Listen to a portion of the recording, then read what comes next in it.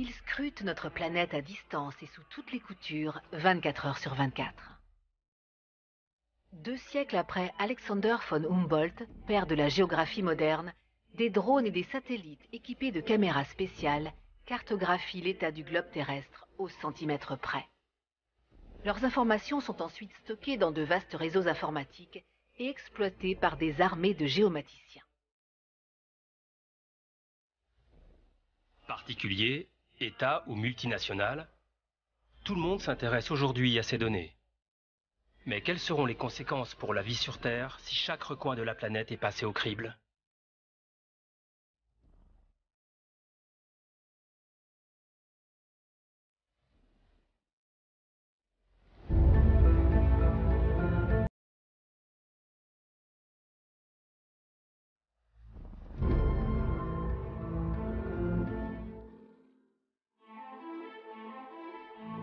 Les globes et les cartes d'autrefois témoignent d'une vision du monde limitée.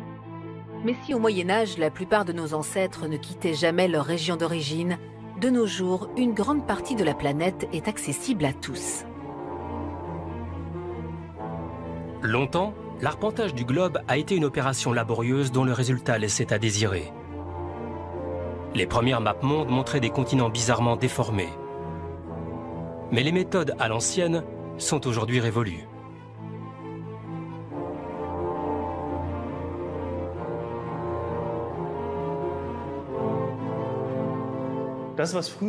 Autrefois, il fallait se rendre sur le terrain et effectuer les relevés à la main. Maintenant, tout se fait avec des algorithmes qu'on injecte dans des logiciels. Les ordinateurs peuvent travailler 24 heures sur 24. C'est ce qui va nous permettre de réaliser une nouvelle cartographie de la planète. La conquête de l'espace au XXe siècle marque un tournant. Grâce aux vaisseaux spatiaux et aux satellites, nous découvrons la Terre vue de très loin.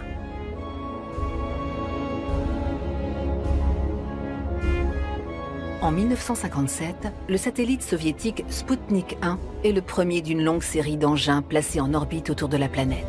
Ils vont bouleverser notre façon de nous orienter.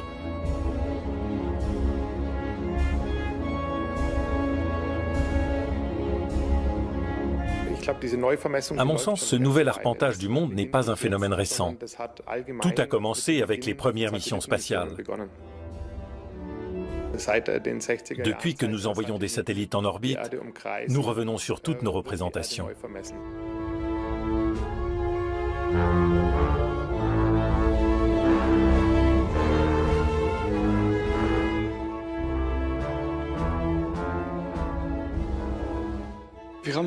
On dispose d'une multitude de satellites, optiques, radars, etc., qui effectuent de nouveaux relevés de notre planète. Non seulement ils sont de plus en plus précis, mais ils nous permettent aussi d'analyser certaines évolutions, et donc d'anticiper l'avenir.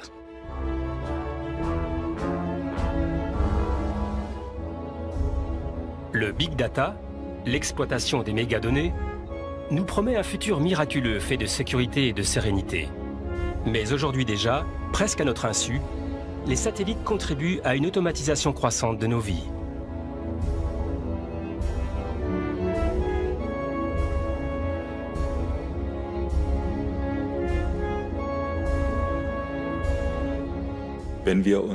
Quand nous utilisons un smartphone pour envoyer un SMS ou communiquer d'une autre façon, quand nous consultons la météo ou les horaires d'avion, presque tous ces services reposent directement ou indirectement sur les vols spatiaux et les techniques satellitaires.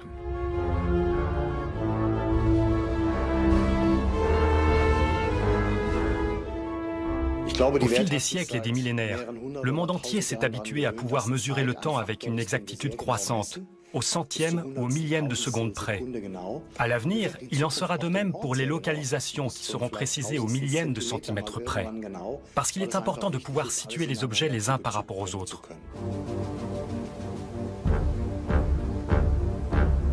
Avec le dérèglement climatique, les périodes de sécheresse se multiplient. Les ouragans et les crues mettent en péril des régions entières et leur population.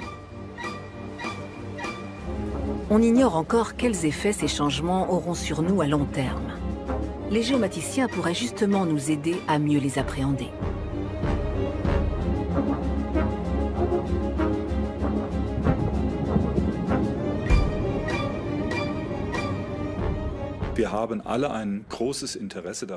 Puisque nous sommes condamnés à vivre sur notre planète, nous avons tous intérêt à la protéger et à l'aménager autant que possible, pour que les générations futures aient accès aux mêmes ressources que nous. C'est la grande idée du développement durable.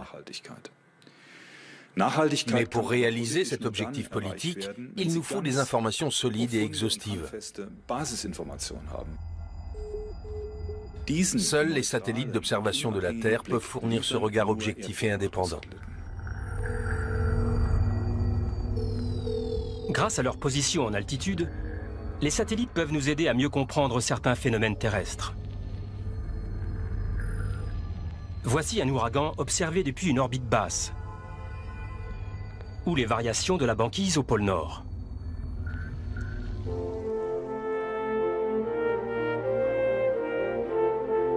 En 1998, l'Union européenne a créé le programme Copernicus. Il consiste à lancer 7 satellites hyper spécialisés, baptisés Sentinelle, qui scrutent la planète grâce à leurs instruments de mesure embarqués.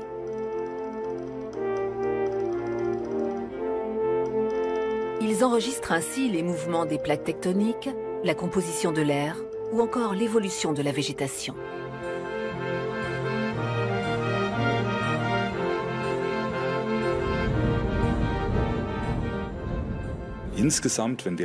Si on veut mener une réflexion globale, il ne suffit pas de savoir ce qui se passe dans un pays. Il faut une vue d'ensemble de la planète. Le gros avantage des satellites, c'est qu'ils ne s'arrêtent pas aux frontières. Ils considèrent le globe terrestre dans sa totalité. C'est tout l'intérêt des techniques de télédétection.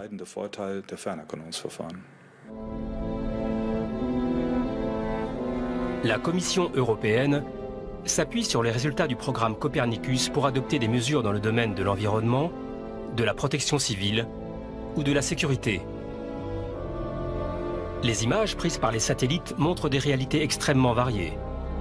La baie de Tokyo, les champs des Abruzzes en Italie, ou encore les neiges éternelles de l'Himalaya.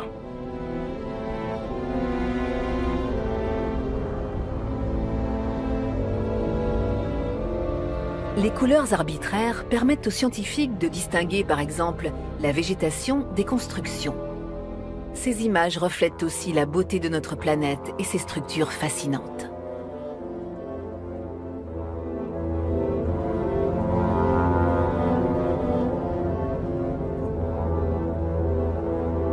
Les scientifiques savent bien sûr interpréter ces motifs chamarrés.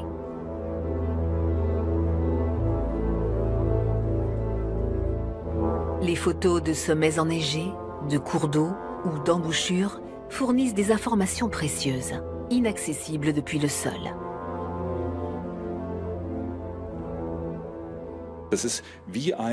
C'est une façon de rassembler des preuves à destination du reste de l'humanité et des institutions politiques. On veut être en mesure de dire « voici les éléments objectifs dont on dispose ». On peut en déduire qu'il y a ici des processus en cours qui sont préjudiciables. Il faut les enrayer, sans quoi notre avenir est compromis. Oberpfaffenhofen en Bavière. Le Centre allemand pour l'aéronautique et l'astronautique utilise lui aussi un système satellite flambant neuf. Les satellites jumeaux de la mission Tandem X fournissent aux chercheurs des images stéréoscopiques.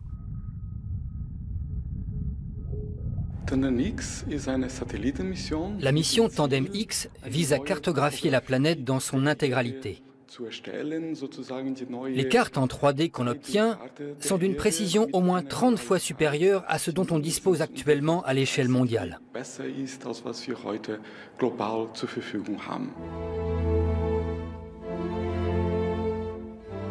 À 500 km d'altitude environ, les 2 satellites de conception très proche scrutent la surface de la Terre au moyen de systèmes radars.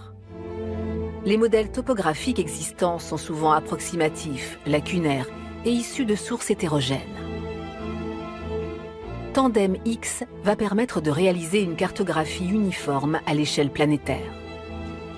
Les représentations produites par les ordinateurs seront donc parfaitement homogènes.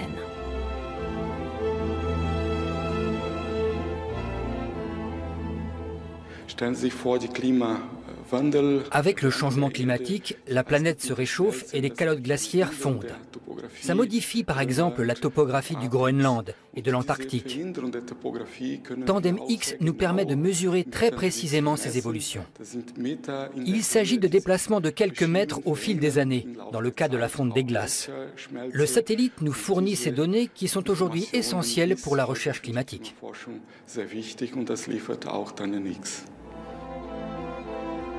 En cas de crue, les sauveteurs ont souvent du mal à cerner précisément la zone sinistrée ou à savoir quelles sont les routes encore praticables. Les satellites radars peuvent relayer très rapidement ces informations vitales.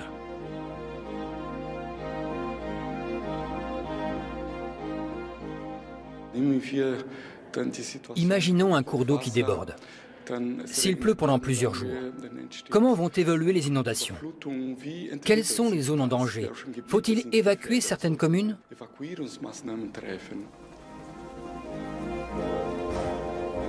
Lors des catastrophes naturelles, les satellites offrent un autre avantage. Les ondes radars ne se laissent pas arrêter par les nuages.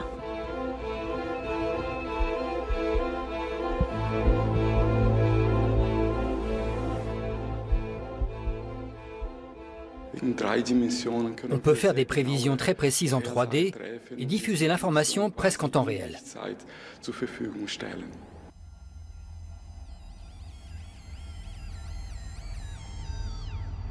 De nombreux domaines bénéficient de ces avancées. Prenons l'exemple de la déforestation.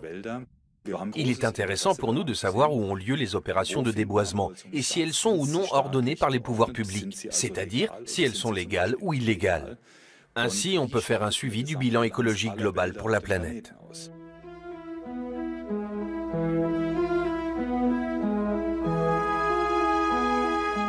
L'augmentation de la teneur de l'atmosphère en dioxyde de carbone alimente le réchauffement climatique.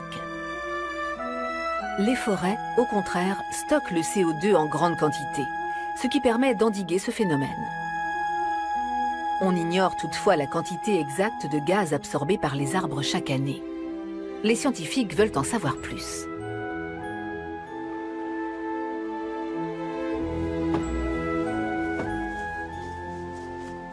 Andreas Huth et Stefan Getzin, du Centre pour la recherche environnementale Helmholtz à Munich, veulent utiliser des drones pour mesurer le CO2 stocké par les forêts.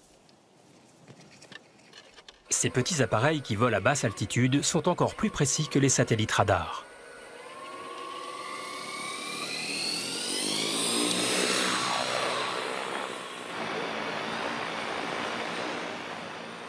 Les essais ont lieu dans une forêt de Saxe plantée spécialement pour la recherche.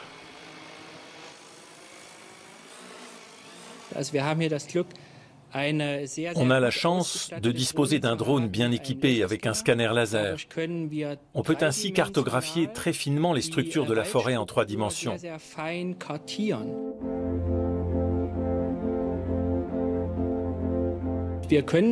Concrètement, on peut voir avec précision la cime des arbres, calculer leur hauteur, étudier leur arborescence, bref, compter les feuilles si vous voulez.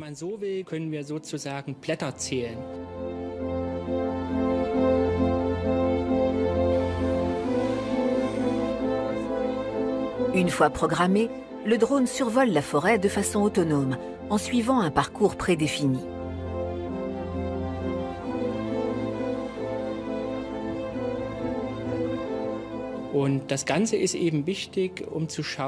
Les données recueillies sont précieuses car elles nous permettent d'étudier l'évolution des forêts. Par exemple, selon que l'année est sèche ou pluvieuse, on voit s'il y a un gain ou une perte de biomasse.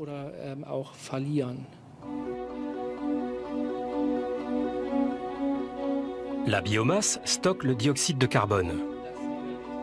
Elle est représentée ici en 3D sous la forme d'un nuage de points que les scientifiques peuvent explorer virtuellement.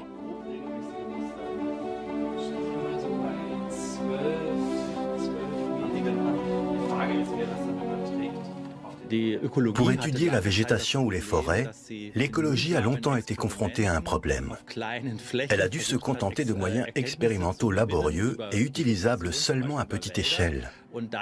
Par la suite, il était difficile d'extrapoler pour appliquer les résultats obtenus à des zones plus vastes.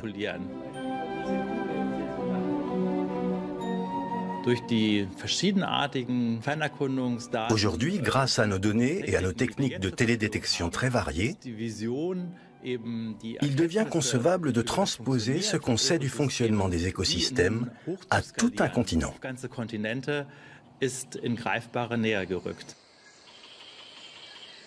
Les forêts couvrent 30% des terres de la planète et stockent environ la moitié de son CO2. Mais celles qui se trouvent entre les tropiques ont une réserve de biomasse plus élevée que les autres et absorbent ainsi 50% de dioxyde de carbone de plus. Une région comme l'Amazonie intéresse donc tout particulièrement les climatologues depuis quelques années.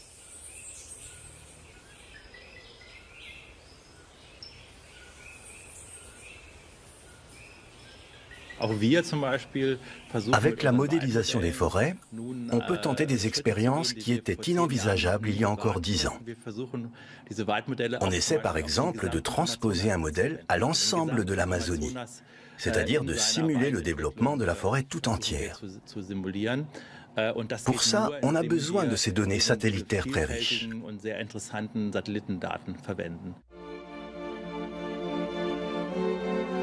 Les forêts tropicales sont particulièrement touchées par la déforestation. Ces images prises par satellite montrent la destruction des arbres dans le bassin amazonien et dans un épais nuage de fumée, le défrichage par le feu à Bornéo en Asie du Sud-Est. Sous l'eau aussi, notre planète se métamorphose. Les stocks de poissons des océans diminuent de façon inquiétante.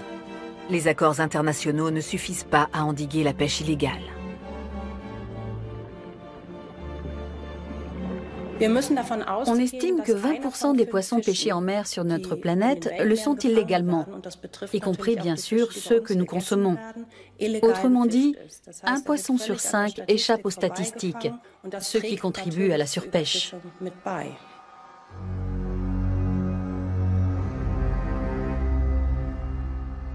Les grands chalutiers peuvent pêcher jusqu'à 200 tonnes de poissons par jour, préparés directement à bord du bateau. Bien souvent, les équipages attrapent tout ce qu'ils peuvent, sans se préoccuper de la législation.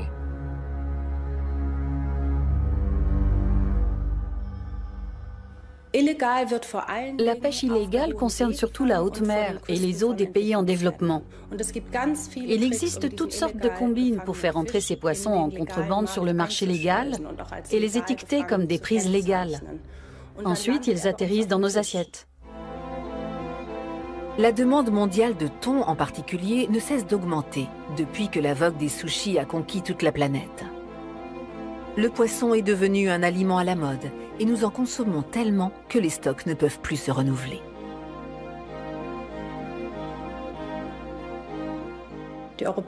L'Union européenne fait ce qu'elle peut pour détecter les prises illégales et les écarter des filières commerciales, mais cette pratique subsiste. Un casse-tête pour le consommateur, qui a du mal à s'y retrouver. La grande distribution a mis en place de nouveaux systèmes d'identification. Un code-barre informe les clients sur la provenance du poisson. Un dispositif efficace pour les prises issues des eaux européennes, mais qui n'empêche pas la pêche illégale dans les pays en développement.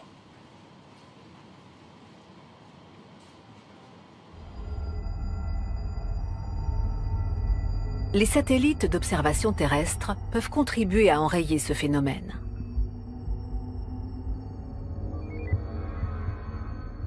Le projet Eyes on the Seas utilise les communications émises par les bateaux de pêche et les images des satellites radars. Leur analyse permet de déterminer si un chalutier s'attarde dans des eaux territoriales où il n'a rien à faire. Un itinéraire inhabituel ou un brusque changement de vitesse peuvent aussi être des indices.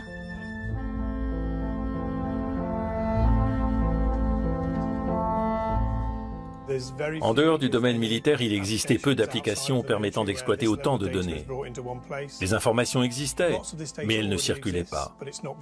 C'est leur mise en commun qui constitue l'intérêt de ce programme. Les Seychelles ont été l'un des premiers pays à bénéficier du projet Eyes on the Seas.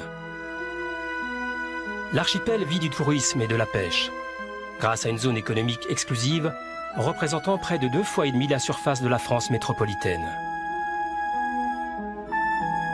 Mais souvent, les pêcheurs locaux rentrent bredouilles de leur sortie en mer. La pêche au thon a ainsi fortement reculé. Un nombre croissant de chalutiers étrangers s'introduisent sans autorisation dans les eaux des Seychelles pour y pêcher en toute illégalité. La pêche est l'un des deux piliers de notre économie.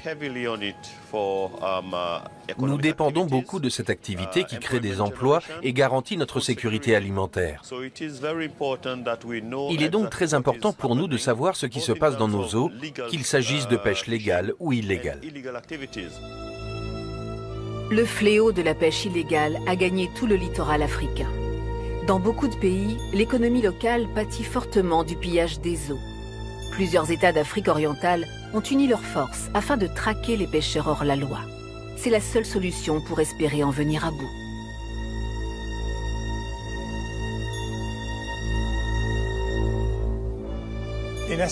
Quand un chalutier se présente, toutes les autorités portuaires du monde doivent avoir accès aux informations nécessaires pour savoir s'il a un passé d'activité illégale. C'est la seule façon pour elles de prendre la bonne décision. Mahé, la principale île des Seychelles, héberge le plus grand port de thon de l'Afrique orientale. Désormais, lorsque les inspecteurs des pêches montent à bord d'un chalutier, c'est en connaissance de cause.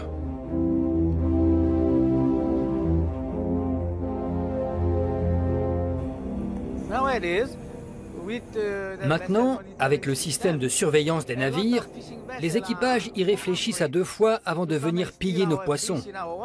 On peut détecter les chalutiers rapidement, les identifier et entamer des procédures judiciaires s'ils se livrent à des activités illégales dans nos eaux territoriales.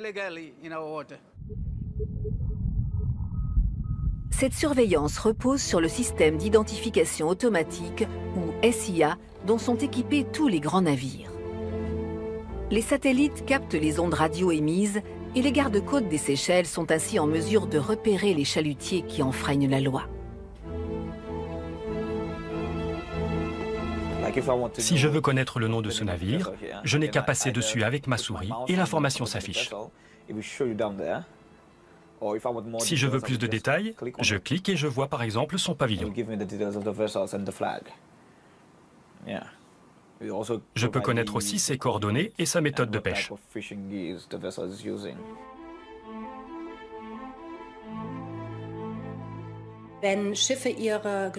Quand on voit qu'un navire réduit sa vitesse ou décrit des zigzags, on peut être sûr que c'est pour remplir son chalut. Les itinéraires en forme de banane indiquent aussi en général que 2 navires sont en train de ratisser une zone pour attraper du poisson.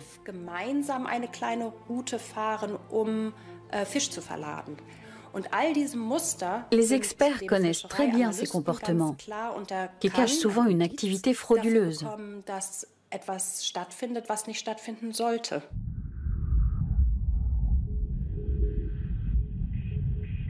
Les satellites sont souvent les seuls instruments permettant d'observer ce qui se passe en haute mer. Par exemple, les allées et venues des navires pétroliers, régulièrement responsables de pollution massive.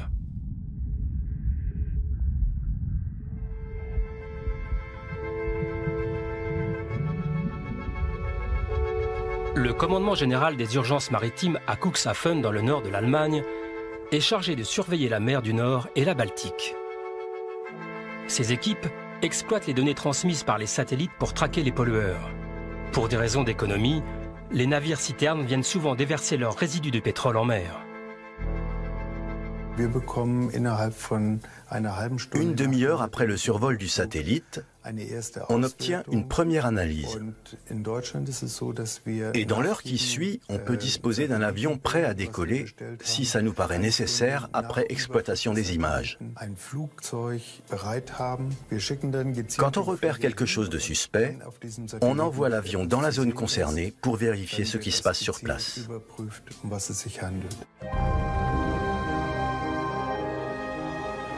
Autrefois, les avions devaient surveiller de grandes étendues maritimes.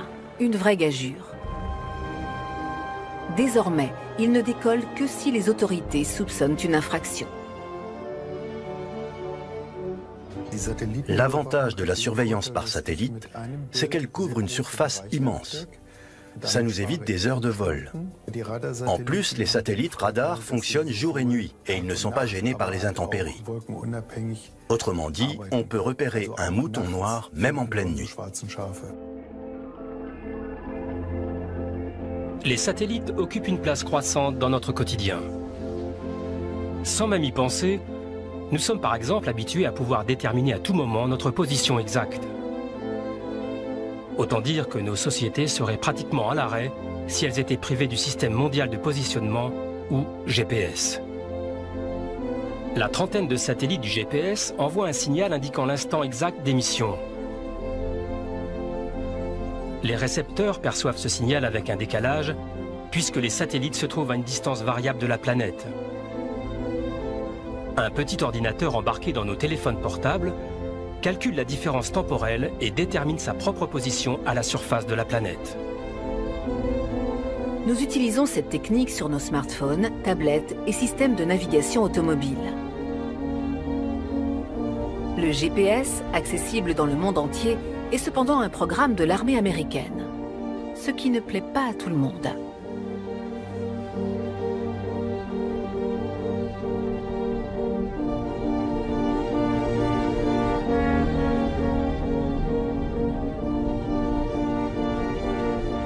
L'Agence spatiale européenne, ESA, est ainsi en train d'élaborer son propre système, Galileo.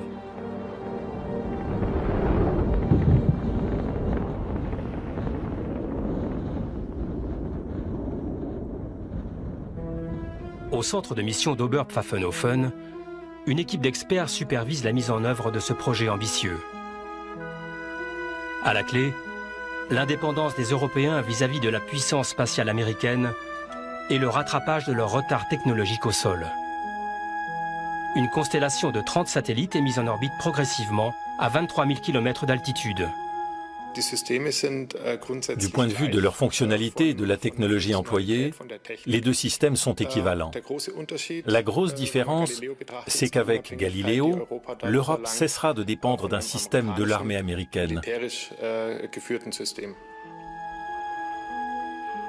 Les pays de l'Union européenne ne sont pas les premiers à vouloir s'émanciper. La Russie et la Chine disposent déjà de leur propre système de géolocalisation. Car en théorie, les États-Unis pourraient à tout moment décider d'affaiblir ou de couper le signal GPS purement et simplement. Les chercheurs voient cependant plus loin. Ensemble, le GPS et Galileo disposeront de plus de 60 satellites. Plus qu'une concurrence, un atout.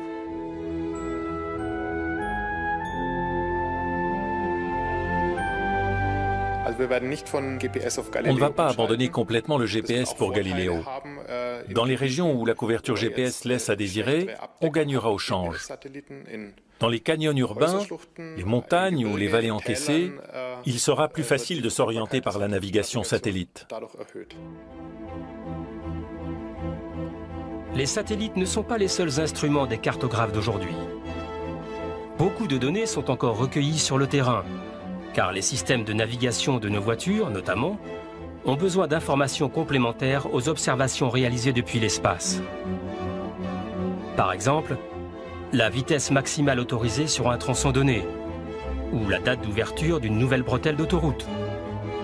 Les géants comme Apple, Google ou Nokia préparent déjà l'avenir.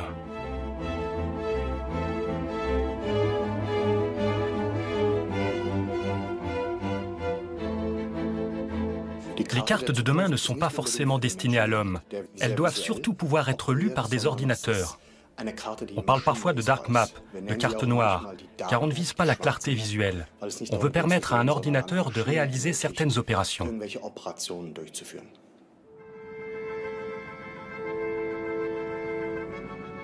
Les géomaticiens du monde entier enrichissent ces cartes informatiques au quotidien avec des données actualisées. Des véhicules spéciaux équipés de détecteurs laser enregistrent le tracé des routes ou l'emplacement des bâtiments.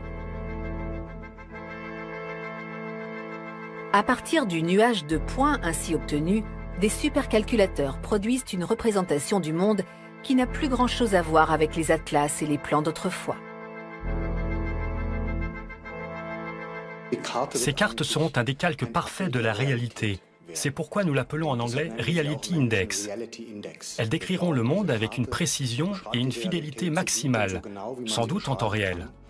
Le but est que tout le monde puisse s'y orienter et que la moindre modification soit prise en compte, notamment pour les applications qui ne laissent aucune place à l'erreur, comme la conduite autonome. Bientôt, des véhicules banalisés, équipés de capteurs et de caméras, alimenteront ces cartes. Et nous pourrons nous en remettre à la dark map pour calculer nos itinéraires. Mais qu'en est-il de l'impartialité des choix préconisés par les ordinateurs ?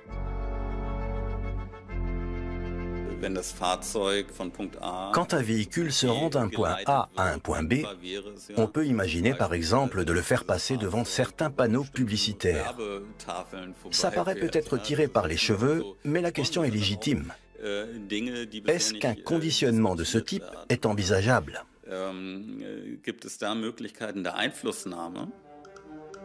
La collecte d'informations effrénée par les réseaux sociaux et les services secrets fait craindre à beaucoup une surveillance totale. Mais l'ironie de l'histoire, c'est que nous sommes déjà aujourd'hui des Big Brother.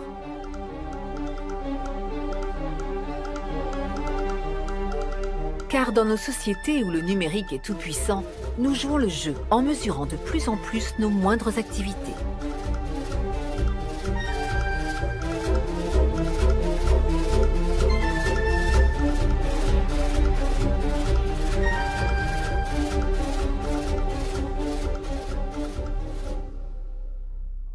De nombreuses technologies nous permettent désormais de connaître l'emplacement exact d'une personne ou d'un objet muni d'un boîtier de géolocalisation.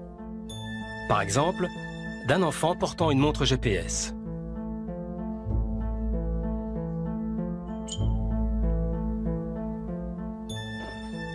Va un peu dans le jardin, qu'on voit si ça marche, ok ?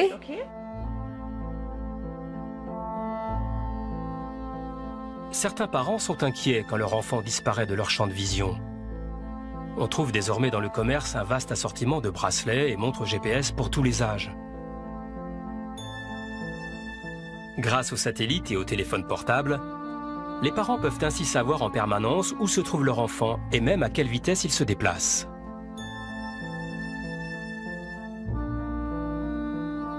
Ici, Annette suit les déplacements de son fils sur un écran. La promesse, un sentiment de sécurité accru. Les parents se trouvent face à un dilemme parce qu'ils ne savent pas à quelle fréquence ils doivent contrôler les faits et gestes de leur enfant. Est-ce qu'il suffit de vérifier où il se trouve toutes les heures ou toutes les 10 minutes? Mais il peut se passer beaucoup de choses en 10 minutes.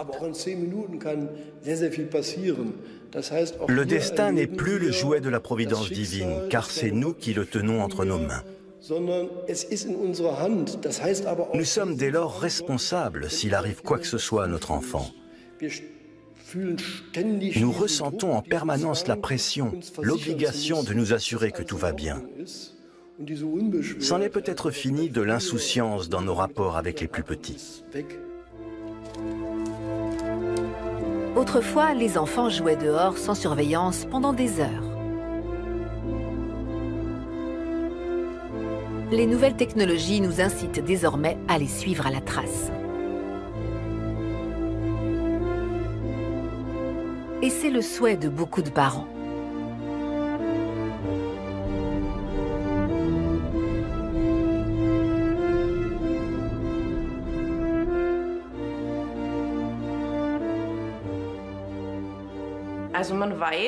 On sait où il est. Si je l'envoie faire une course, c'est rassurant pour moi. Mais je ne suis pas sûre que ce soit une bonne chose pour lui. C'est quelque chose de particulier d'aller se promener tout seul, de faire pour la première fois le trajet de l'école ou du terrain de jeu sans adulte. Là, il a toujours l'impression que maman est derrière lui.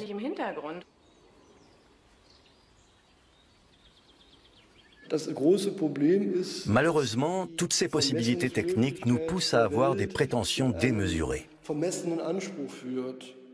On se fait un devoir absolu d'être heureux et de tout contrôler à la perfection.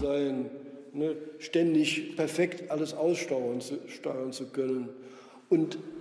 problème qui se pose n'est donc plus celui de la technologie, mais celui de notre hubris, notre ambition démesurée. On se laisse séduire par ce vieux rêve d'un paradis sur Terre, en croyant que chaque nouvelle invention va régler tous nos problèmes.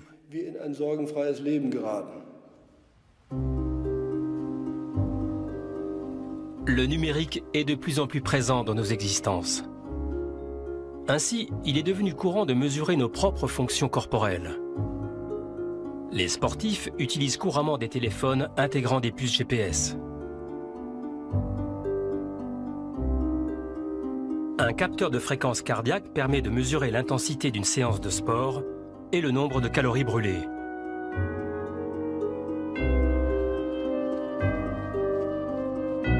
Grâce au GPS, le téléphone portable détermine la distance courue, tandis qu'un capteur d'accélération analyse la vitesse du sportif. C'est très utile pour les personnes souffrant de pathologies cardiovasculaires qui peuvent ainsi surveiller leur rythme cardiaque. Les nouvelles montres intelligentes communiquent même les données directement aux médecins traitants. Il faudra désormais compter avec les satellites dans le domaine de la santé.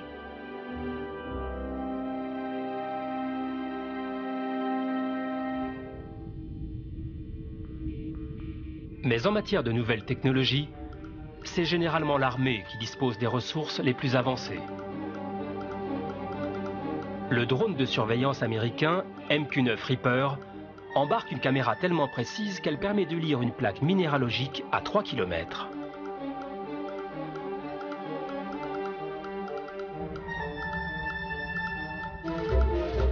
L'appareil est commandé à distance depuis une base militaire et ne se contente pas de faire de la reconnaissance. C'est aussi un drone de combat redoutable.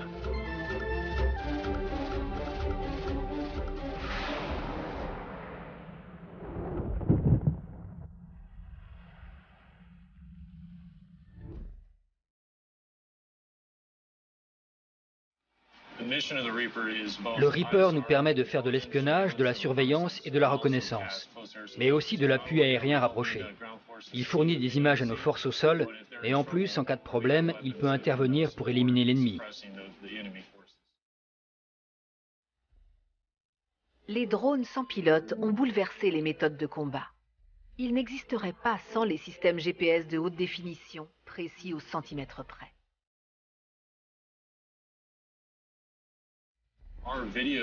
Notre flux vidéo est suivi en temps réel partout dans le pays et même dans le monde. Beaucoup de gens dépendent de l'image qu'on leur fournit.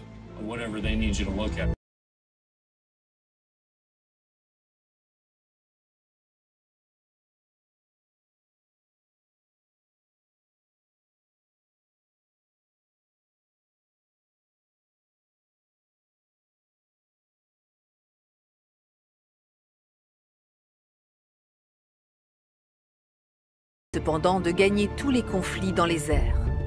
En Afghanistan, par exemple, les forces internationales de sécurité étaient en difficulté dans une région sur laquelle ils disposaient de trop peu d'informations.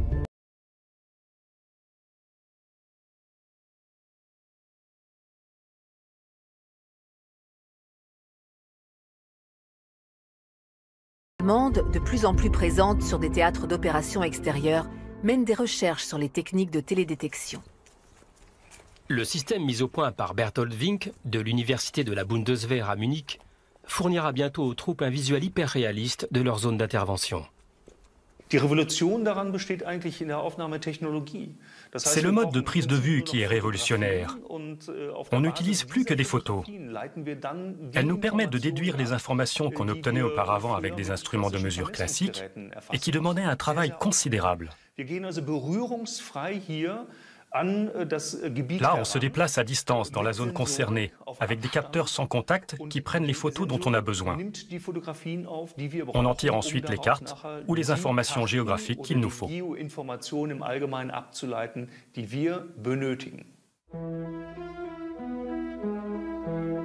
Grâce au modèle numérique réalisé par Berthold Wink, l'utilisateur peut explorer virtuellement cette vallée afghane. Chaque pierre, chaque arbre est identifiable. Un avion de reconnaissance a réalisé les photos nécessaires, puis un ordinateur a recréé ce paysage en 3D. Si on voulait construire un pont dans cette vallée pour des raisons stratégiques, on n'aurait même pas besoin de se rendre sur place pour effectuer des relevés. C'est ce qu'on faisait autrefois, et c'était une entreprise de longue haleine. Les équipes d'arpentage devaient passer des journées entières sur site pour obtenir le même degré de détail.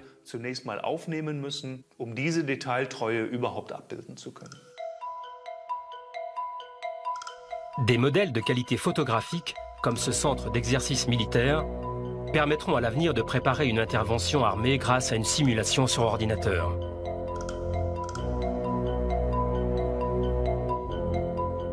Quelles sont les fenêtres et les portes les mieux adaptées pour un assaut? Le bâtiment a-t-il des ouvertures non surveillées?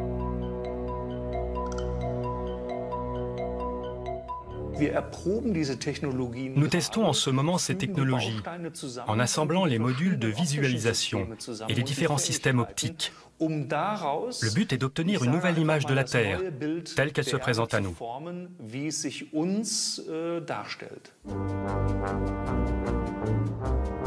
Ces technologies ne serviront pas seulement en contexte de guerre, mais permettront aussi d'améliorer la sécurité routière.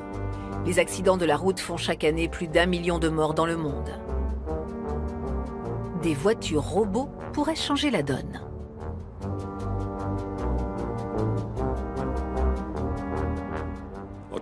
L'euro et les véhicules autonomes est amené à se développer. C'est un processus en cours. On intègre de plus en plus de composants partiellement autonomes dans les voitures et l'objectif est d'aboutir à une conduite complètement autonome et connectée.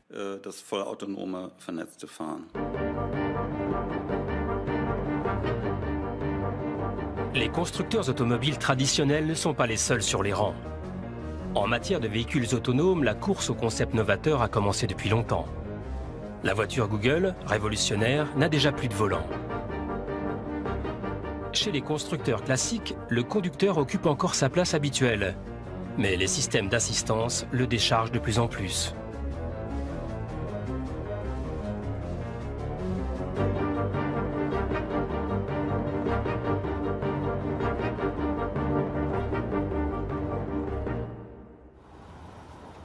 En Europe, les voitures robots ressemblent à s'y méprendre aux véhicules que nous connaissons. La mobilité est un enjeu d'avenir qui va se jouer sur la route. De plus en plus de voitures test circulent ainsi toutes seules sur des tronçons vides. Bientôt, il nous suffira d'appuyer sur un bouton pour arriver à destination. Guidés par satellite, plus sûrs, ces véhicules sont aussi plus économes et respectueux de l'environnement.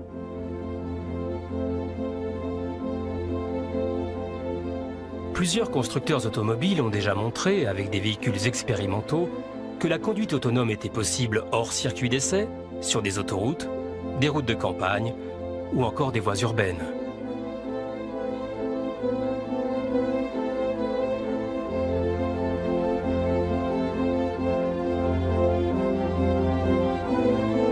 L'ordinateur de bord du véhicule s'oriente grâce aux données satellitaires et à des stations radars miniatures embarquées.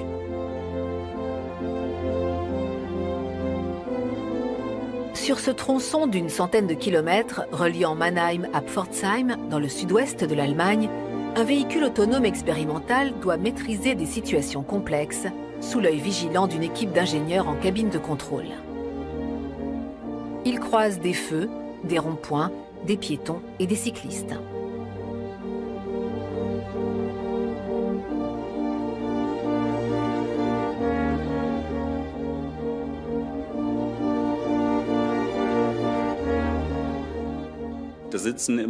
Pour l'instant, il y a encore quelqu'un au volant. À l'avenir, il n'y aura même plus besoin d'un conducteur pour surveiller le véhicule. La voiture saura par elle-même ce qu'elle a à faire.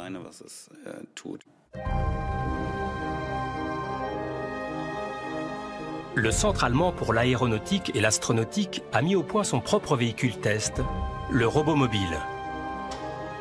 Il doit se débrouiller partout, quelles que soient les cartes disponibles, les routes et les systèmes de régulation de la circulation en place.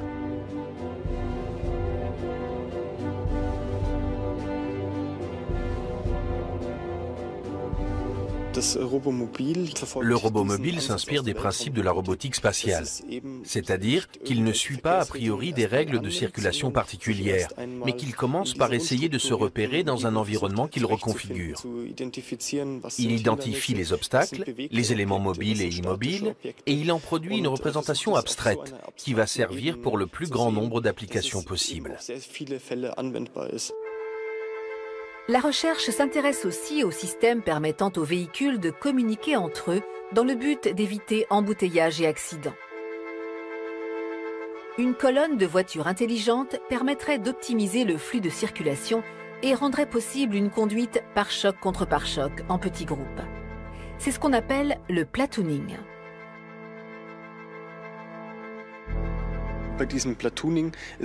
Avec le platooning, les voitures peuvent rouler l'une derrière l'autre à grande vitesse sur l'autoroute, au-delà de 100 km/h, sans respecter la distance de sécurité habituelle, à peine à 20 cm l'une de l'autre. Le passager a tout le loisir, en théorie, de boire un café, travailler sur son ordinateur ou téléphoner.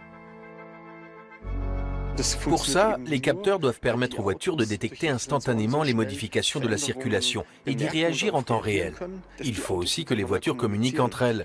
Quand celle de devant prévient qu'elle va freiner, celle qui suit adapte sa vitesse en conséquence.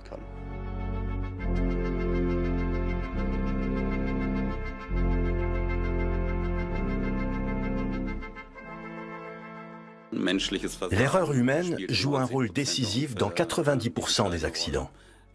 Si on parvenait à éliminer ce facteur, ça aurait un effet considérable sur les statistiques routières.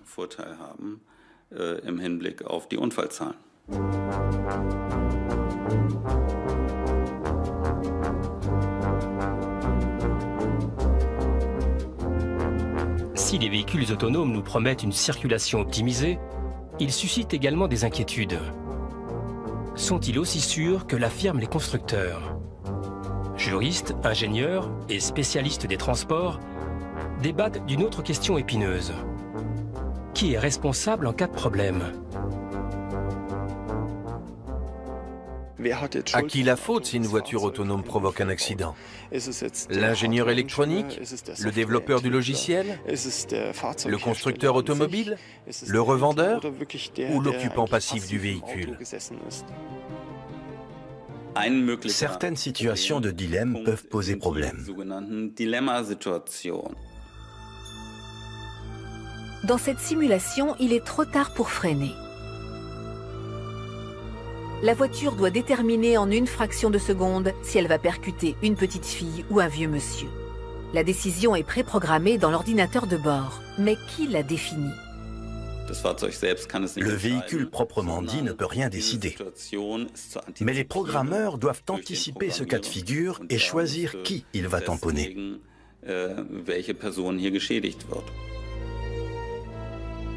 Les techniques de mesure modernes nous offrent des possibilités inespérées. Mais l'humanité n'a peut-être pas envie de se reposer exclusivement sur le savoir-faire des ingénieurs et des programmeurs. Grâce aux satellites, nous disposons aujourd'hui d'une image plus précise que jamais de notre planète. La navigation par satellite est une technologie essentielle. On ignore jusqu'où elle va nous mener et quelles seront les conséquences, mais elle va encore gagner en importance. Le point le plus reculé de la planète peut désormais être représenté sous forme de modèle 3D d'une précision extrême.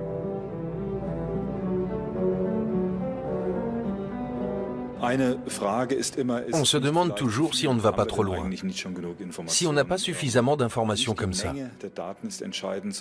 Ce n'est pas la quantité de données qui compte, mais leur exploitation. Un jeu de données peut être inexploitable à 99%, mais le 1% restant sera décisif. Et ces données d'aujourd'hui sont la richesse de demain. Les systèmes GPS et Galileo fournissent la position au centimètre près des voitures, des avions, des navires et même des hommes. Comment feriez-vous pour vous passer de cartes géographiques? Nous avons un besoin fondamental de savoir où nous nous trouvons, où nous allons et ce qui nous attend. C'est à cela que servaient les cartes autrefois, et ce rôle va encore s'accroître. Reste à savoir si ces innovations contribueront vraiment à faciliter la vie de tous. Vouloir mesurer la planète sous toutes ses coutures reste productif tant qu'on ne verse pas dans la démesure, dans l'arrogance. Il ne faut pas croire que la technologie va nous offrir un monde idyllique. Il est très important de ne pas nous déresponsabiliser et de continuer à écouter notre intuition, notre rythme biologique et notre sensibilité. On ne peut pas laisser une carte électronique ou un algorithme nous dicter nos décisions. L'arpentage du monde au XXIe siècle ouvre des possibilités infinies mais recèle aussi des risques. Pendant que les chercheurs rêvent d'exploiter le big data, les sceptiques posent la question de la protection des données et de la vie privée. La révolution technologique n'a pas fini de nous confronter à de nouveaux défis.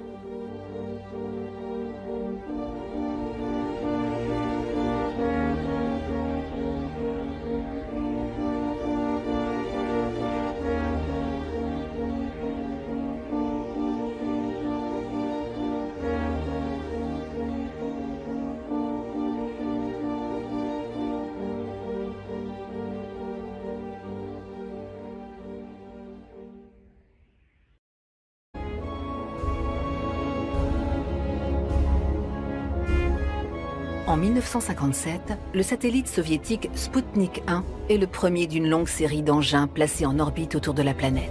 Ils vont bouleverser notre façon de nous orienter.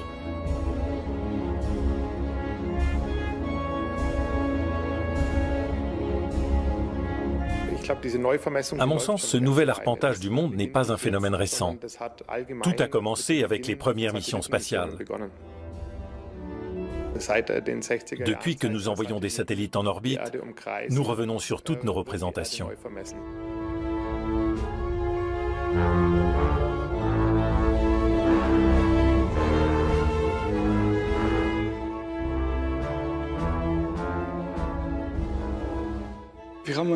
On dispose d'une multitude de satellites optiques, radars, etc., qui effectuent de nouveaux relevés de notre planète. Non seulement ils sont de plus en plus précis, mais ils nous permettent aussi d'analyser certaines évolutions, et donc d'anticiper l'avenir. Globe et les cartes d'autrefois témoignent d'une vision du monde limitée. Mais si au Moyen-Âge, la plupart de nos ancêtres ne quittaient jamais leur région d'origine, de nos jours, une grande partie de la planète est accessible à tous.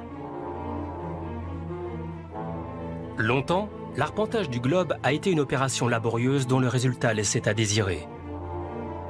Les premières maps mondes montraient des continents bizarrement déformés. Mais les méthodes à l'ancienne sont aujourd'hui révolues.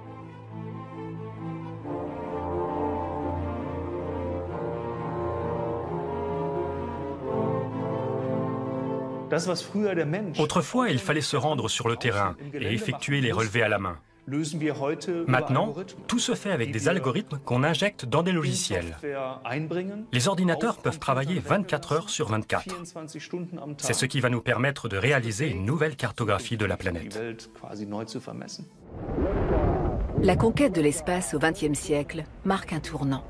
Grâce aux vaisseaux spatiaux et aux satellites, nous découvrons la Terre vue de très loin.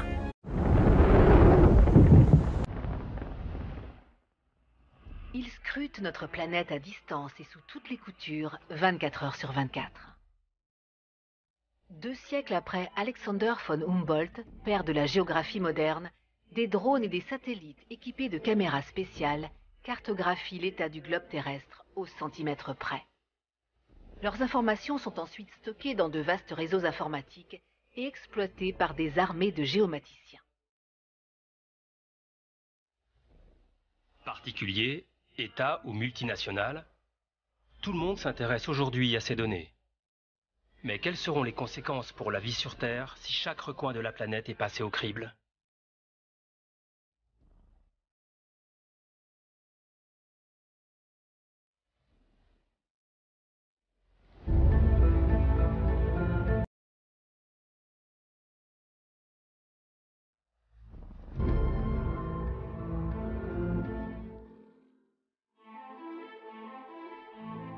Précisé au millième de centimètre près, parce qu'il est important de pouvoir situer les objets les uns par rapport aux autres.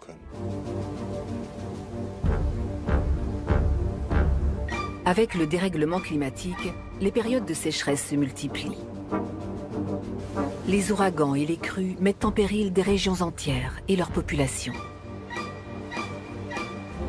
On ignore encore quels effets ces changements auront sur nous à long terme. Les géomaticiens pourraient justement nous aider à mieux les appréhender.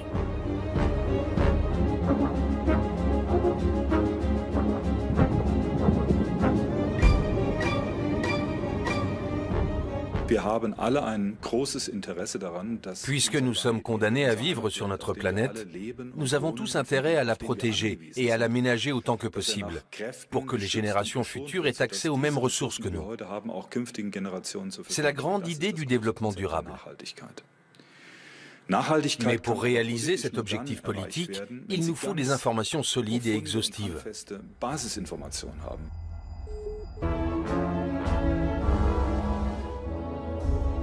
Le Big Data, l'exploitation des mégadonnées, nous promet un futur miraculeux fait de sécurité et de sérénité. Mais aujourd'hui déjà, presque à notre insu, les satellites contribuent à une automatisation croissante de nos vies.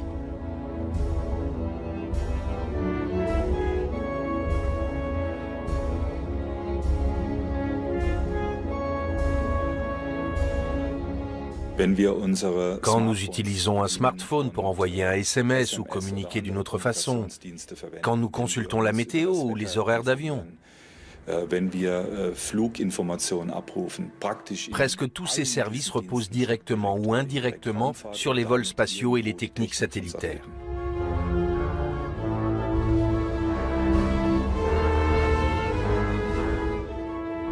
Au fil des siècles et des millénaires, le monde entier s'est habitué à pouvoir mesurer le temps avec une exactitude croissante, au centième ou au millième de seconde près. À l'avenir, il en sera de même pour les localisations.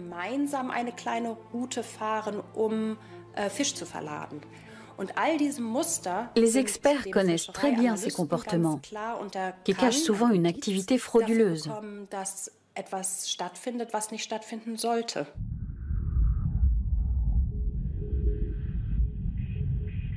Les satellites sont souvent les seuls instruments permettant d'observer ce qui se passe en haute mer.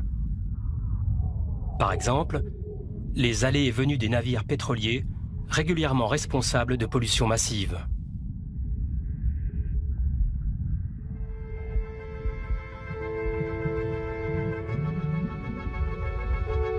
Le commandement général des urgences maritimes à Cuxhaven, dans le nord de l'Allemagne, est chargé de surveiller la mer du Nord et la Baltique. Ces équipes exploitent les données transmises par les satellites pour traquer les pollueurs.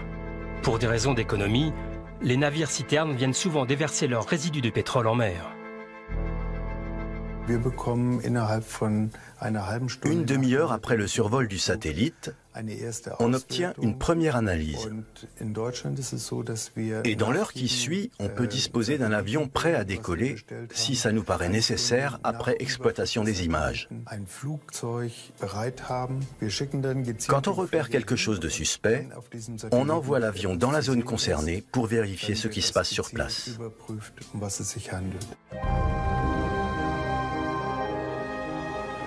Autrefois, les avions devaient surveiller de grandes étendues maritimes. Une vraie gageure. Désormais, ils ne décollent que si les autorités soupçonnent une infraction. L'avantage de la surveillance par satellite, c'est qu'elle couvre une surface immense. Ça nous évite des heures de vol. En plus, les satellites radars fonctionnent jour et nuit et ils ne sont pas gênés par les intempéries. Autrement dit, on peut repérer un mouton noir même en pleine nuit. Les satellites occupent une place croissante dans notre quotidien. Sans même y penser, nous sommes par exemple habitués à pouvoir déterminer à tout moment notre position exacte. Autant dire que nos sociétés seraient pratiquement à l'arrêt si elles étaient privées du système mondial de positionnement, ou GPS. La trentaine de satellites du GPS envoie un signal indiquant l'instant exact d'émission. Les récepteurs perçoivent ce signal avec un décalage, puisque les satellites se trouvent à une distance variable de la planète. Un petit ordinateur embarqué dans nos téléphones portables calcule la différence temporelle et détermine sa propre position à la surface de la planète. Nous utilisons cette technique sur nos smartphones, tablettes et systèmes de... Le Centre allemand pour l'aéronautique et l'astronautique a mis au point son propre véhicule test, le robot mobile. Il doit se débrouiller partout, quelles que soient les cartes disponibles, les routes et les systèmes de régulation de la circulation en place.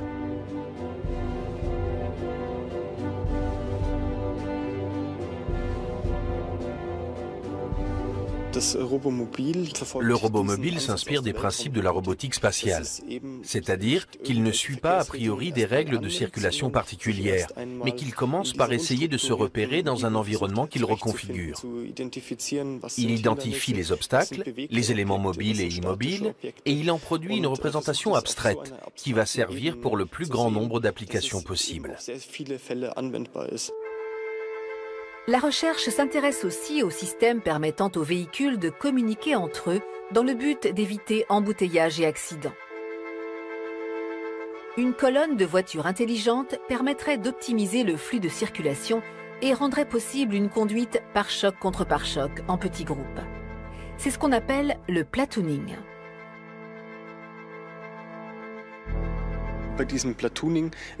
Avec le platooning, les voitures peuvent rouler l'une derrière l'autre à grande vitesse sur l'autoroute, au-delà de 100 km/h, sans respecter la distance de sécurité habituelle, à peine à 20 cm l'une de l'autre. Le passager a tout le loisir, en théorie, de boire un café, travailler sur son ordinateur ou téléphoner.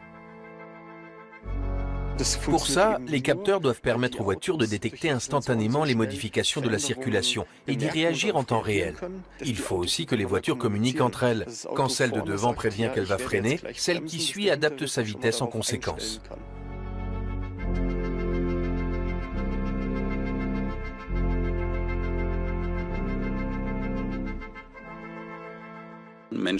L'erreur humaine joue un rôle décisif dans 90% des accidents. Si on parvenait à éliminer ce facteur, ça aurait un effet considérable sur les statistiques routières.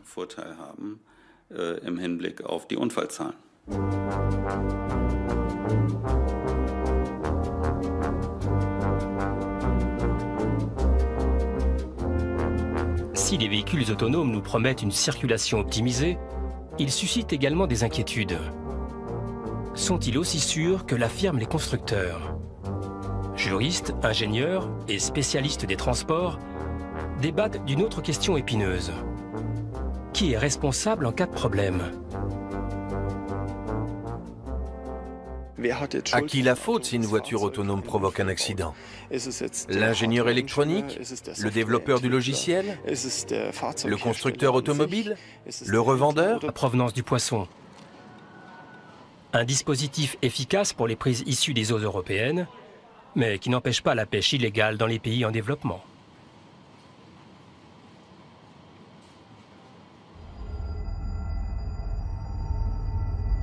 Les satellites d'observation terrestre peuvent contribuer à enrayer ce phénomène.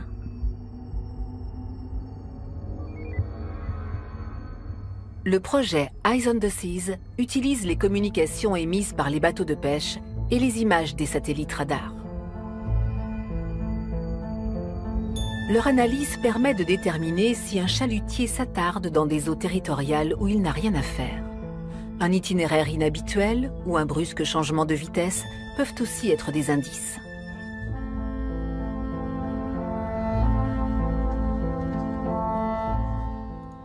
En dehors du domaine militaire, il existait peu d'applications permettant d'exploiter autant de données. Les informations existaient, mais elles ne circulaient pas. C'est leur mise en commun qui constitue l'intérêt de ce programme. Les Seychelles ont été l'un des premiers pays à bénéficier du projet Eyes on the Seas. L'archipel vit du tourisme et de la pêche, grâce à une zone économique exclusive représentant près de 2,5 fois la surface de la France métropolitaine. Mais souvent, les pêcheurs locaux rentrent bredouilles de leur sortie en mer. La pêche au thon a ainsi fortement reculé. Un nombre croissant de chalutiers étrangers s'introduisent sans autorisation dans les eaux des Seychelles pour y pêcher en toute illégalité. La pêche est l'un des deux piliers de notre économie.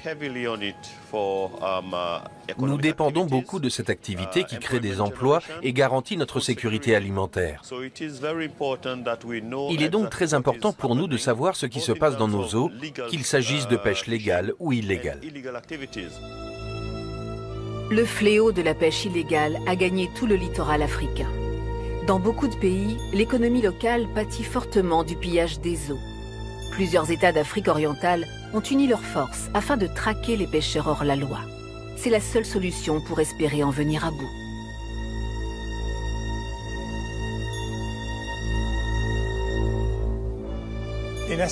Quand un chalutier se présente, toutes les autorités portuaires du monde doivent avoir accès aux informations nécessaires pour savoir s'il a un passé d'activité illégale. C'est la seule façon pour elles de prendre la bonne décision. Mahé, la principale île des Seychelles, héberge le plus grand port de thon de l'Afrique orientale. Désormais, ces véhicules sont aussi plus économes et respectueux de l'environnement.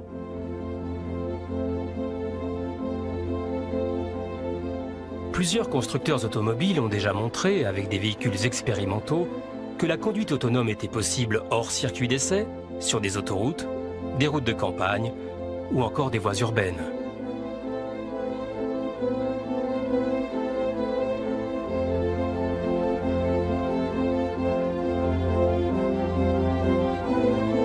L'ordinateur de bord du véhicule s'oriente grâce aux données satellitaires et à des stations radars miniatures embarquées.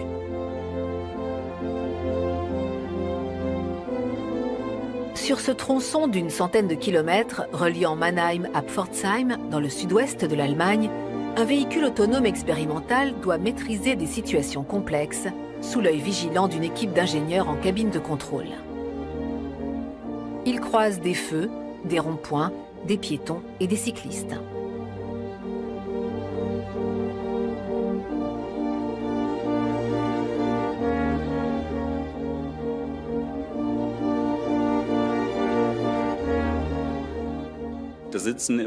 Pour l'instant, il y a encore quelqu'un au volant. À l'avenir, il n'y aura même plus besoin d'un conducteur pour surveiller le véhicule. La voiture saura par elle-même ce qu'elle a à faire.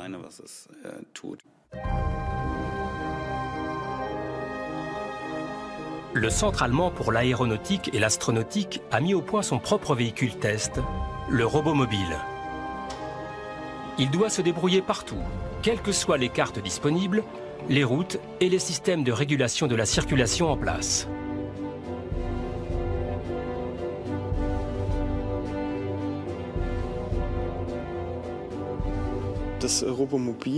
Le RoboMobil s'inspire des principes de la robotique spatiale, c'est-à-dire qu'il ne suit pas a priori des règles de circulation particulières, mais qu'il commence par essayer de se repérer dans un environnement qu'il reconfigure. Il identifie les obstacles, les éléments mobiles et immobiles, et il en produit une représentation abstraite qui va servir pour le plus grand nombre d'applications possibles. La recherche s'intéresse aussi aux systèmes permettant aux véhicules de communiquer entre eux dans le but d'éviter embouteillages et accidents. Une colonne de voitures intelligentes permettrait d'optimiser le flux de circulation et rendrait possible une conduite pare-choc contre pare-choc en petits groupes. C'est ce qu'on appelle le platooning.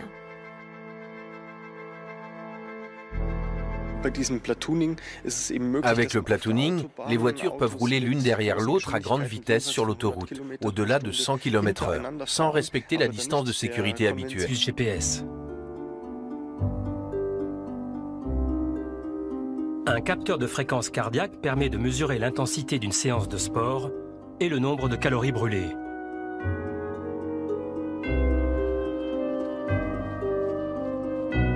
Grâce au GPS, le téléphone portable détermine la distance courue, tandis qu'un capteur d'accélération analyse la vitesse du sportif. C'est très utile pour les personnes souffrant de pathologies cardiovasculaires qui peuvent ainsi surveiller leur rythme cardiaque. Les nouvelles montres intelligentes communiquent même les données directement au médecin traitant. Il faudra désormais compter avec les satellites dans le domaine de la santé.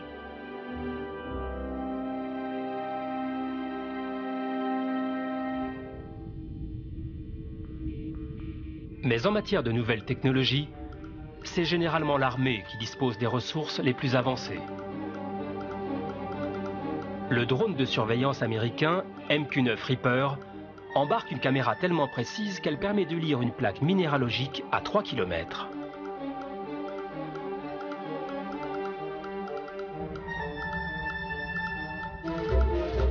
L'appareil est commandé à distance depuis une base militaire et ne se contente pas de faire de la reconnaissance. C'est aussi un drone de combat redoutable.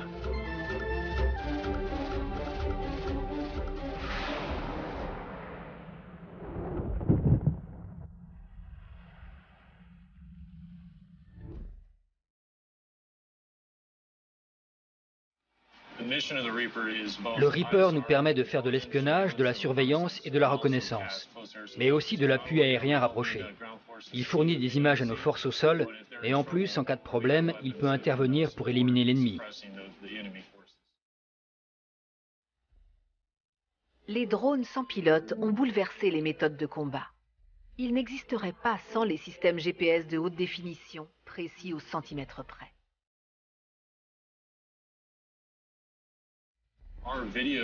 Notre flux vidéo est suivi en temps réel partout dans le pays et même dans le monde. Beaucoup de gens dépendent de l'image qu'on leur fournit.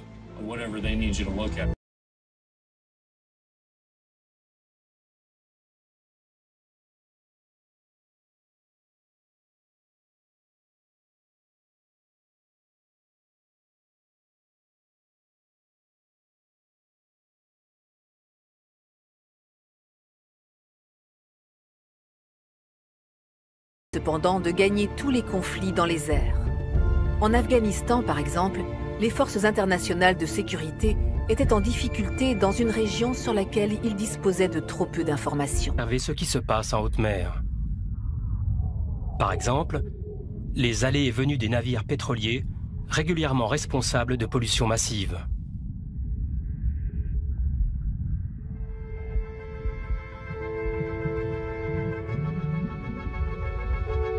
Le commandement général des urgences maritimes à Cuxhaven, dans le nord de l'Allemagne, est chargé de surveiller la mer du Nord et la Baltique. Ces équipes exploitent les données transmises par les satellites pour traquer les pollueurs. Pour des raisons d'économie, les navires citernes viennent souvent déverser leurs résidus de pétrole en mer. Une demi-heure après le survol du satellite, on obtient une première analyse. Et dans l'heure qui suit, on peut disposer d'un avion prêt à décoller si ça nous paraît nécessaire après exploitation des images. Quand on repère quelque chose de suspect, on envoie l'avion dans la zone concernée pour vérifier ce qui se passe sur place.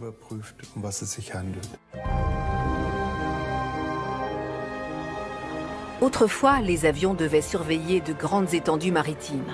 Une vraie gageure. Désormais, ils ne décollent que si les autorités soupçonnent une infraction.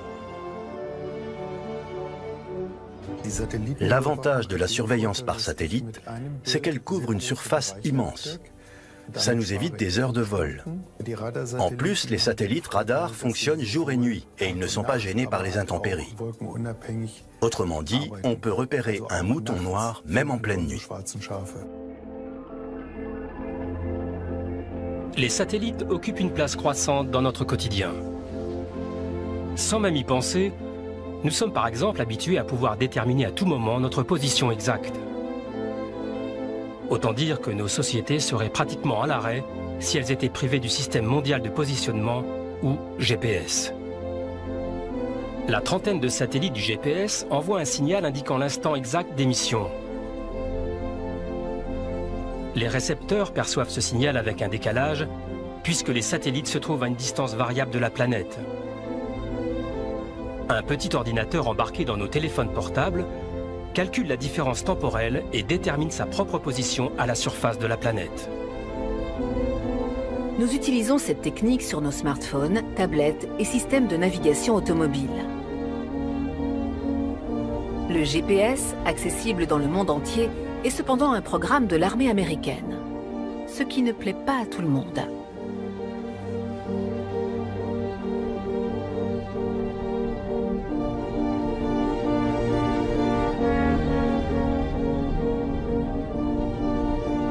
Responsable en cas de problème. À qui la faute si une voiture autonome provoque un accident? L'ingénieur électronique? Le développeur du logiciel? Le constructeur automobile? Le revendeur? Ou l'occupant passif du véhicule? Certaines situations de dilemme peuvent poser problème. Dans cette simulation, il est trop tard pour freiner. La voiture doit déterminer en une fraction de seconde si elle va percuter une petite fille ou un vieux monsieur. La décision est préprogrammée dans l'ordinateur de bord. Mais qui la définit? Le véhicule proprement dit ne peut rien décider. Mais les programmeurs doivent anticiper ce cas de figure et choisir qui il va tamponner.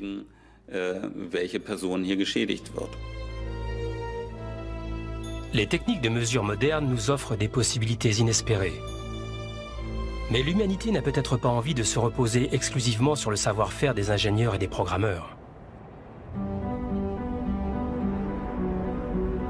Grâce aux satellites, nous disposons aujourd'hui d'une image plus précise que jamais de notre planète. La navigation par satellite est une technologie essentielle. On ignore jusqu'où elle va nous mener et quelles seront les conséquences, mais elle va encore gagner en importance. Le point le plus reculé de la planète peut désormais être représenté sous forme de modèle 3D d'une précision extrême.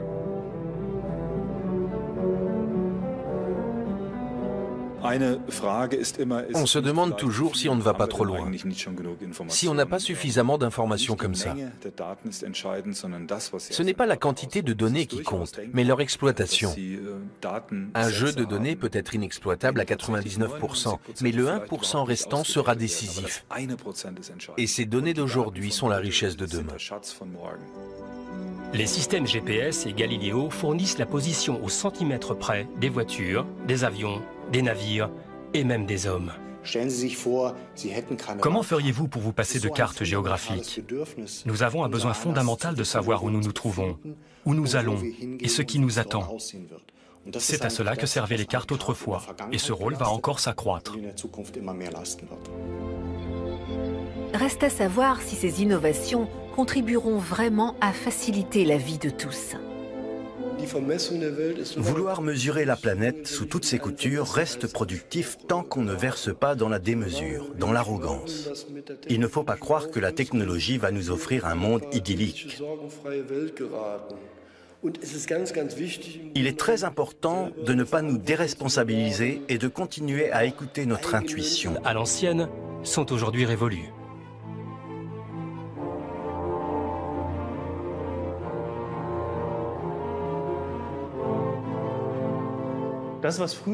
Autrefois, il fallait se rendre sur le terrain et effectuer les relevés à la main. Maintenant, tout se fait avec des algorithmes qu'on injecte dans des logiciels. Les ordinateurs peuvent travailler 24 heures sur 24. C'est ce qui va nous permettre de réaliser une nouvelle cartographie de la planète. La conquête de l'espace au XXe siècle marque un tournant. Grâce aux vaisseaux spatiaux et aux satellites, nous découvrons la Terre vue de très loin.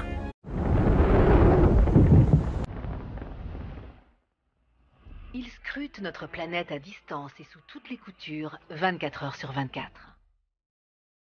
2 siècles après Alexander von Humboldt, père de la géographie moderne, des drones et des satellites équipés de caméras spéciales cartographient l'état du globe terrestre au centimètre près. Leurs informations sont ensuite stockées dans de vastes réseaux informatiques et exploitées par des armées de géomaticiens. Particuliers, États ou multinationales, tout le monde s'intéresse aujourd'hui à ces données. Mais quelles seront les conséquences pour la vie sur Terre si chaque recoin de la planète est passé au crible ?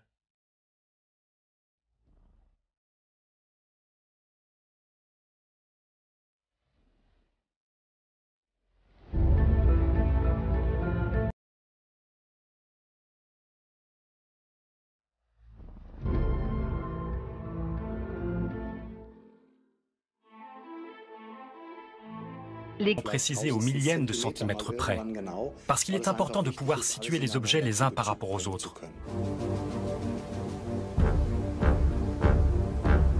Avec le dérèglement climatique, les périodes de sécheresse se multiplient.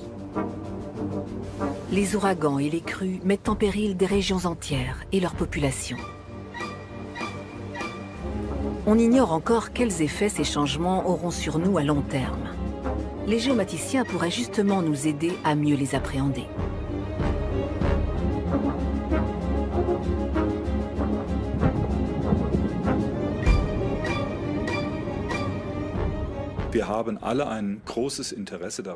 Puisque nous sommes condamnés à vivre sur notre planète, nous avons tous intérêt à la protéger et à l'aménager autant que possible, pour que les générations futures aient accès aux mêmes ressources que nous. C'est la grande idée du développement durable. Mais pour réaliser cet objectif politique, il nous faut des informations solides et exhaustives.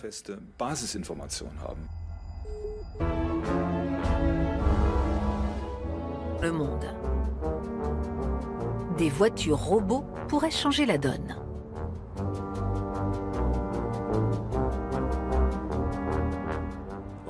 Le rôle des véhicules autonomes est amené à se développer. C'est un processus en cours. On intègre de plus en plus de composants partiellement autonomes dans les voitures et l'objectif est d'aboutir à une conduite complètement autonome et connectée.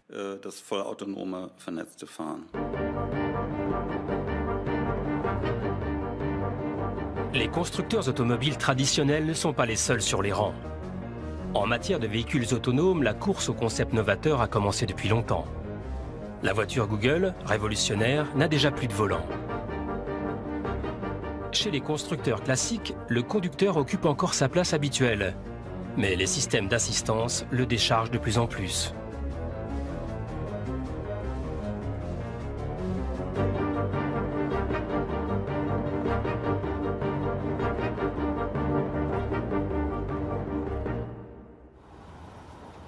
En Europe, les voitures robots ressemblent à s'y méprendre aux véhicules que nous connaissons. La mobilité est un enjeu d'avenir qui va se jouer sur la route. De plus en plus de voitures test circulent ainsi toutes seules sur des tronçons vides. Bientôt, il nous suffira d'appuyer sur un bouton pour arriver à destination. Guidés par satellite, plus sûrs, ces véhicules sont aussi plus économes et respectueux de l'environnement.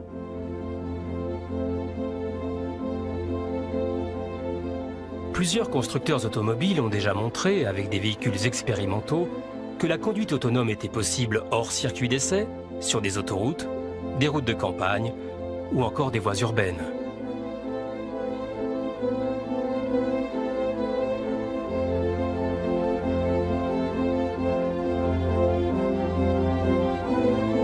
L'ordinateur de bord du véhicule s'oriente grâce aux données satellitaires et à des stations radars miniatures embarquées.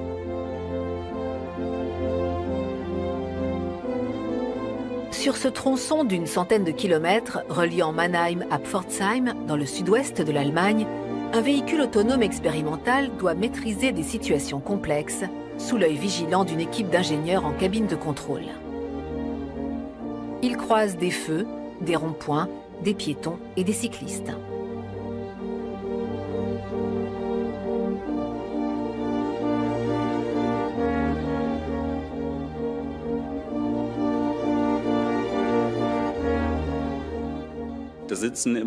Pour l'instant, il y a encore quelqu'un au volant. À l'avenir, il n'y aura même plus besoin d'un conducteur pour surveiller le véhicule. La voiture saura par elle-même ce qu'elle a à faire. Ils ne serviront pas seulement en contexte de guerre, mais permettront aussi d'améliorer la sécurité routière. Les accidents de la route font chaque année plus d'1 million de morts dans le monde. Des voitures robots pourraient changer la donne.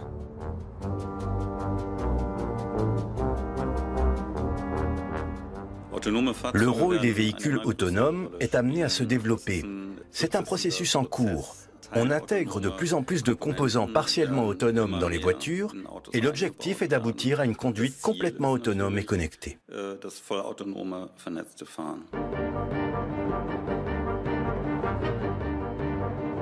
Les constructeurs automobiles traditionnels ne sont pas les seuls sur les rangs. En matière de véhicules autonomes, la course au concept novateur a commencé depuis longtemps. La voiture Google, révolutionnaire, n'a déjà plus de volant. Chez les constructeurs classiques, le conducteur occupe encore sa place habituelle. Mais les systèmes d'assistance le déchargent de plus en plus.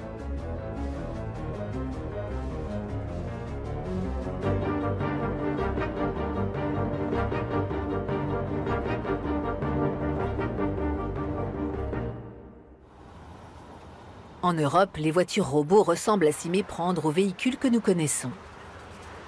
La mobilité est un enjeu d'avenir qui va se jouer sur la route. De plus en plus de voitures test circulent ainsi toutes seules sur des tronçons vides.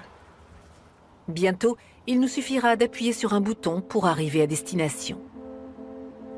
Guidés par satellite, plus sûrs, ces véhicules sont aussi plus économes et respectueux de l'environnement.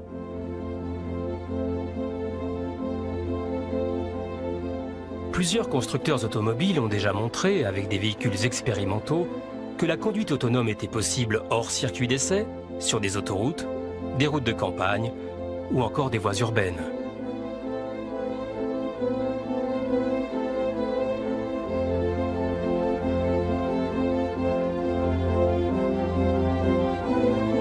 L'ordinateur de bord du véhicule s'oriente grâce aux données satellitaires et à des stations radars miniatures embarquées.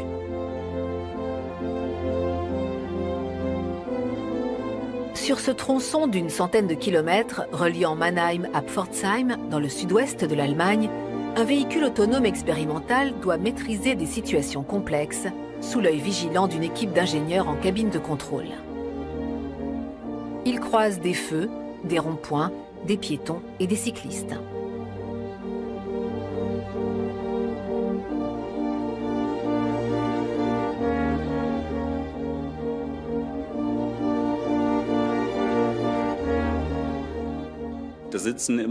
Pour l'instant, il y a encore quelqu'un au volant.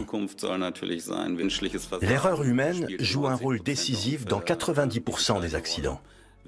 Si on parvenait à éliminer ce facteur, ça aurait un effet considérable sur les statistiques routières.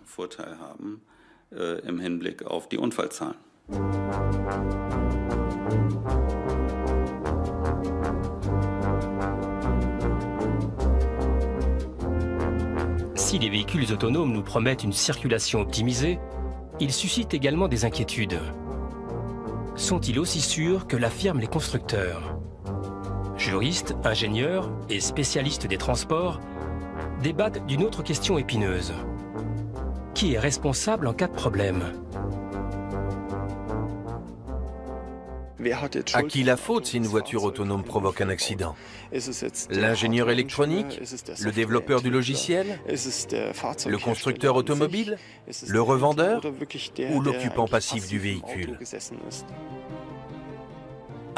Certaines situations de dilemme peuvent poser problème. Dans cette simulation, il est trop tard pour freiner. La voiture doit déterminer en une fraction de seconde si elle va percuter une petite fille ou un vieux monsieur. La décision est préprogrammée dans l'ordinateur de bord. Mais qui la définit? Le véhicule proprement dit ne peut rien décider. Mais les programmeurs doivent anticiper ce cas de figure et choisir qui il va tamponner.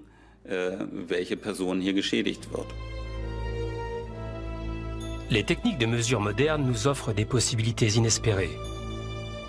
Mais l'humanité n'a peut-être pas envie de se reposer exclusivement sur le savoir-faire des ingénieurs et des programmeurs.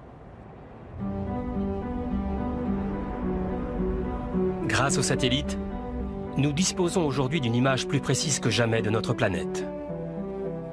La navigation par satellite est une technologie essentielle. On ignore jusqu'où elle va nous mener et quelles seront les conséquences, mais elle va encore gagner en importance. Le point le plus reculé de la planète peut désormais être représenté sous forme de modèle 3D d'une précision extrême.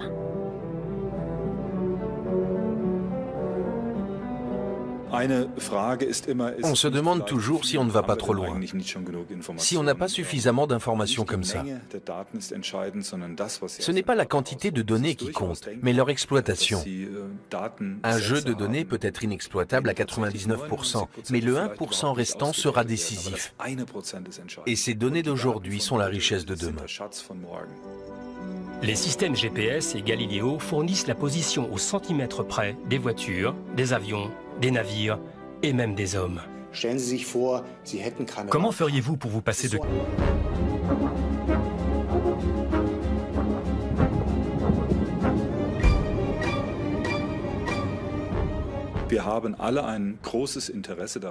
Puisque nous sommes condamnés à vivre sur notre planète, nous avons tous intérêt à la protéger et à l'aménager autant que possible, pour que les générations futures aient accès aux mêmes ressources que nous.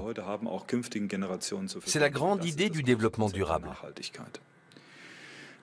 Mais pour réaliser cet objectif politique, il nous faut des informations solides et exhaustives. Seuls les satellites d'observation de la Terre peuvent fournir ce regard objectif et indépendant. Grâce à leur position en altitude, les satellites peuvent nous aider à mieux comprendre certains phénomènes terrestres. Voici un ouragan observé depuis une orbite basse, ou les variations de la banquise au pôle Nord.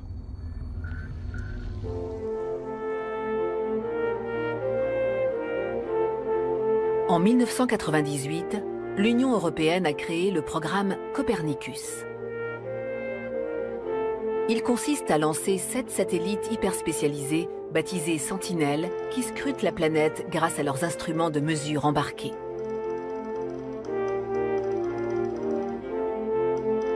Ils enregistrent ainsi les mouvements des plaques tectoniques, la composition de l'air ou encore l'évolution de la végétation.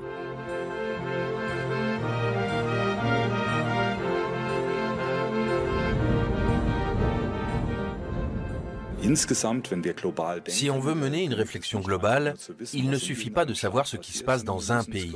Il faut une vue d'ensemble de la planète. Le gros avantage des satellites, c'est qu'ils ne s'arrêtent pas aux frontières.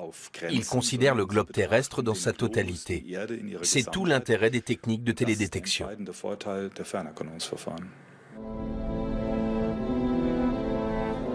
La Commission européenne s'appuie sur les résultats du programme Copernicus pour adopter des mesures dans le domaine de l'environnement, de la protection civile ou de la sécurité. Les images prises par les satellites montrent des réalités extrêmement variées. La baie de Tokyo, les champs des Abruzzes en Italie, ou encore les neiges éternelles de l'Himalaya.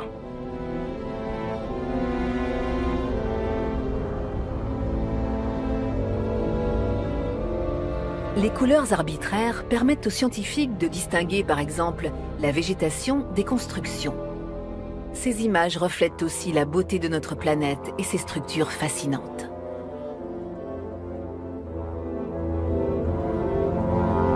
Le son est devenu un aliment à la mode et nous en consommons tellement que les stocks ne peuvent plus se renouveler.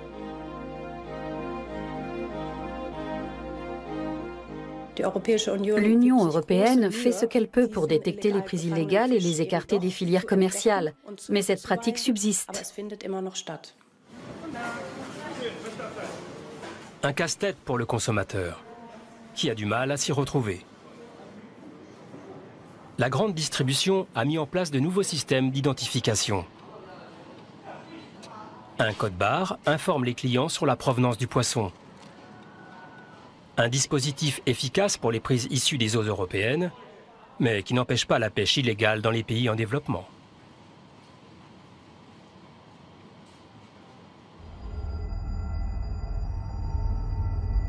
Les satellites d'observation terrestre peuvent contribuer à enrayer ce phénomène.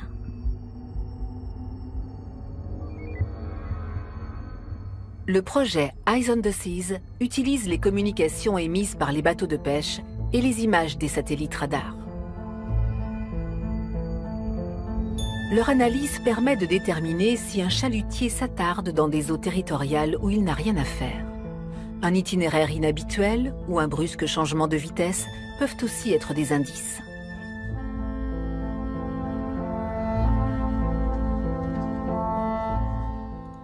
En dehors du domaine militaire, il existait peu d'applications permettant d'exploiter autant de données. Les informations existaient, mais elles ne circulaient pas. C'est leur mise en commun qui constitue l'intérêt de ce programme. Les Seychelles ont été l'un des premiers pays à bénéficier du projet Eyes on the Seas. L'archipel vit du tourisme et de la pêche, grâce à une zone économique exclusive représentant près de 2,5 fois la surface de la France métropolitaine.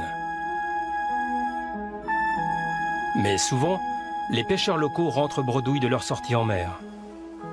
La pêche au thon a ainsi fortement reculé. Un nombre croissant de chalutiers étrangers s'introduisent sans autorisation dans les eaux des Seychelles pour y pêcher en toute illégalité. La pêche est l'un des deux piliers de notre économie. Nous dépendons beaucoup de cette activité qui crée des emplois et garantit notre sécurité alimentaire. Il est donc très important pour nous de savoir ce qui se passe dans nos eaux, qu'il s'agisse de pêche légale ou illégale. Le fléau de la pêche illégale a gagné tout le littoral africain. Dans beaucoup de pays, l'économie locale pâtit fortement du pillage des eaux. Plusieurs États d'Afrique orientale ont uni leurs forces afin de traquer les pêcheurs hors la loi. C'est la seule solution pour espérer en venir